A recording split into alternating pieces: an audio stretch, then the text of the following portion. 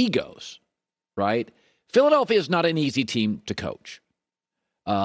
Talk radio and the media, very intense. A lot of expectations, sometimes unrealistic. Doc Rivers inherited James Harden in the middle of the season. First of all, that's hard. When you inherit not just a player, a star, middle of the season. He's a player that's declining and has been hard to coach. Joel Embiid, he just got hurt again. Your best defensive player, Thibault, didn't get vaxxed, so you got an anti-vaxxer, and he can't play in the Canadian games at Canada.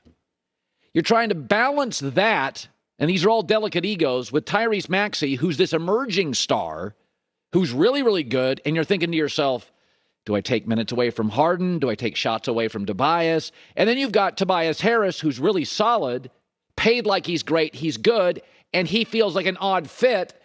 And Doc Rivers is trying to balance all of this in a very loud, outspoken, intense, urgent sports city in America. This is not an easy team, certainly not a team good enough to sweep anybody. So you got the... Think about this. How many teams, there may be a lot. How many teams in the history of the league at the trading deadline get a star and then win the championship? Even LeBron always took until year 2 to win championships. He needed Wade, Bosch, and LeBron were like best friends. They didn't get the chemistry right until 30 games. They didn't win until the second year. So you got the Harden ego. You got Embiid's ego. You got Maxey's ascending. You're trying to balance that because, now he's better, sometimes way better than Harden.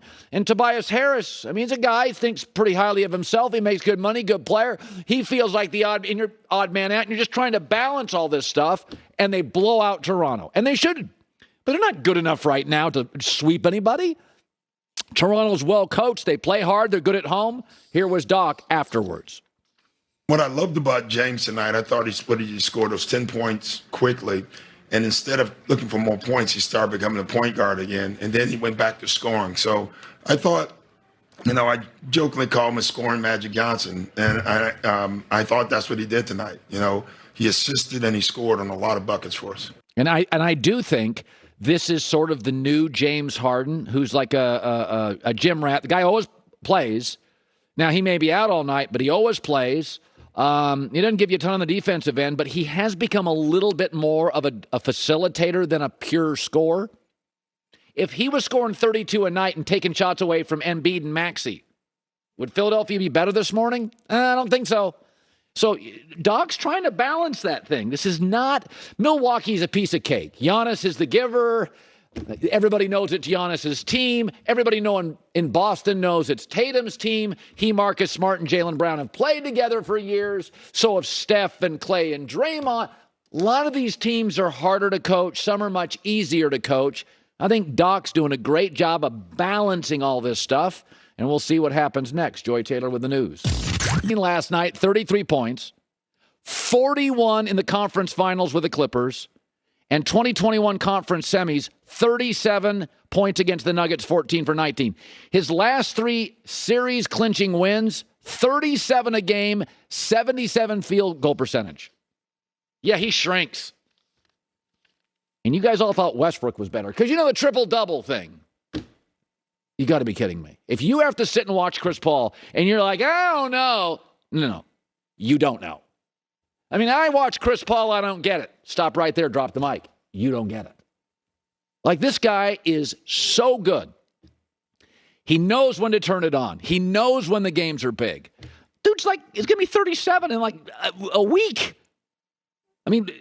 Yes, he sometimes gets injured, but God, is he good. Can you imagine going 14 for 14 in an NBA playoff game? That is Jordan shot 55%. That is unbelievable. He is my favorite point guard, top 3 or 4 ever. And the entire time I've heard how he shrinks. You know who shrinks? Blake Griffin when they broke up. That's who shrinks. That's who vanished, not Chris Paul. You ever been the last in line for a hot shower? Oh, you get cold water, lukewarm water. It's just the worst. The pain rudely awakened by freezing temperatures from the shower. Not anymore with Navien. Tankless water heaters. They're the future, 15-year warranties. They don't run out of hot water because they only heat it when you need it. Navien. Spa-like comfort. Imagine instant hot water. Imagine lower energy bills because it's tankless. Imagine a 15-year limited warranty. Durable. Efficient. Also, Navien, leaders in green technology. So they make it easy to go tankless. You increase your comfort and decrease your carbon footprint. Right now, save hundreds, too, on a new Navien tankless water heater with local rebates. Go to tanklessmadesimple.com, tanklessmadesimple.com, and ask for a Navien. A BTF on Twitter. People freaked out because the Baltimore Ravens traded Hollywood Brown, a wide receiver. He wanted to be traded. And he's an erratic player who didn't play well at the end of the year and wanted to be traded. First of all, the Ravens may have had the best first round of anybody. They got the best safety and the best center at like mid-draft and late draft. By the way, they got Lamar end of the first round, so they're pretty good at the draft thing. The Ravens have built up a ton of equity with me over the years. They're always well-owned, always smartly run. They're really, honestly, it's amazing the Steelers and the Ravens are right next to each other. They are brilliantly run organizations. They built up a lot of equity to me, and Lamar Jackson's not a general manager. He's a young quarterback. So they wanted to sign him, and I think his mom is his agent. He doesn't want to sign a contract, and they're like, okay, we're going to protect ourselves here, and we think this is best for the team. And again, your resume in life is going to dictate how I view you.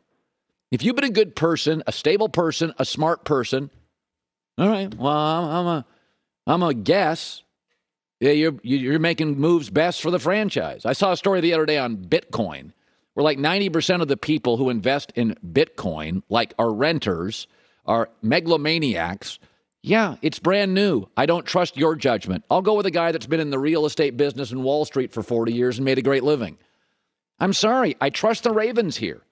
Hollywood Brown's an erratic wide receiver that didn't have a great end of the season. He wasn't happy and he wanted to get traded, and so they moved him. This is the reality. By the way, the Ravens hit a home run in the first round. They have 9 more picks, and it's a deep wide receiver draft. I say this all the time. If you're a good person and make a mistake on social media, I take a deep breath and go, all right, I believe they're a good person. What we have now in society is people are jerks, do one nice thing and we think they're nice, or they're wonderful people and make a mistake and the Ravens know what they're doing. They always know what they're doing. They always draft well. They always acquire well.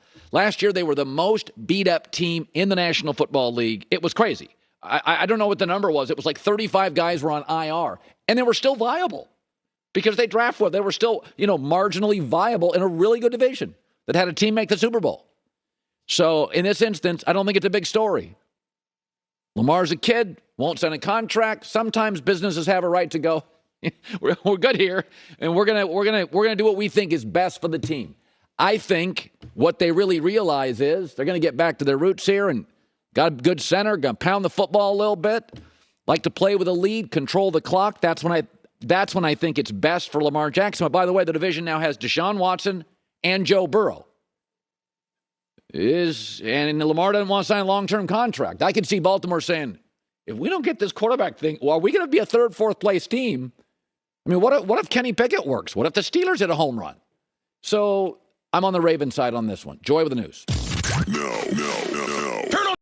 That was a really touching moment. Drops. And, Joe Burrow is the exception. The ability to go to a bad franchise and carry it.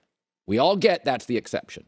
For Kenny Pickett, this is perfect. Stability, a football coach, Mike Tomlin, that's never had a losing record, good receivers, found their back, have a tight end, great defense. This is perfect. And Kenny Pickett's not viewed as Joe Burrow. He is viewed more like Mac Jones. Come in, surround him with stability. He can manage. He is much more trailer than tractor. He's not going to pull you somewhere. He's got to be kind of pulled. He's 24, so he can play now. He's a 4-year starter, so he can play right now. Mitch Trubisky, we thought he was a bridge quarterback, may very well be a backup quarterback. That's what it feels like to me. They got Kenny Pickett to start. And I will say this, of the 5 or 6 other quarterbacks that will be taken over the next day or weekend, I highly doubt any of them get this situation. A coach that's never had a losing record, I mean, what's the Steelers' weakness? Yeah, their offensive line could be better. They addressed it last year. They'll address it this weekend. The other thing is, when I watch the draft, is when you don't have a lot of superstars in the draft, and I don't think it has one. What really becomes important, I mean, Chase Young was going to work anywhere, right? We kind of knew that. It's Patrick Mahomes, eventually we found out, well, that would work anywhere. Kansas City helps. Joe Burrow, was going to work anywhere. Andrew Luck was going to work anywhere. But if you don't have that in this draft, what really becomes important is fit. And there were 4 or 5 players I thought really, very fortunately found the perfect spot. Aiden Hutchinson, Michigan. Doesn't go number 1, not the pressure of the number 1. He goes number 2 to his local team. By the way, number 2 picks. Von Miller's a 2, one of the Bosa's a 2. 2's a good spot. Not a lot of pressure. Now he goes to Detroit. It's not a dominating culture. He's not the number 1 pick. He's a local kid.